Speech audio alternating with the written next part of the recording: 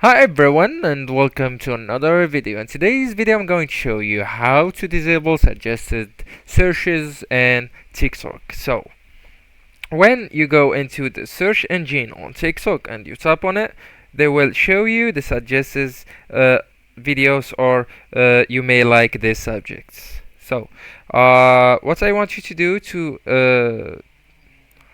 turn off that option, I just want you to go into your profile below, tap on it, and then go to the top right corner. There's three vertical lines, tap on them, and then go into the fourth option, settings and privacy, the last one, tap on it. Alright, here I want you to look for content and display and tap on notifications.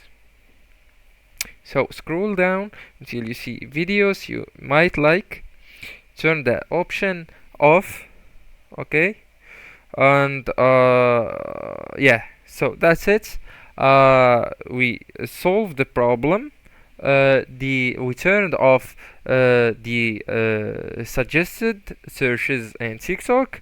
It's so simple and so easy, as you can see. And also when you go back right now and the moment to the search engine, you will find that suggests still on your search engine as you may like or you may like. So you just need to reopen your TikTok app and you will find out that they are not continue to appear to you.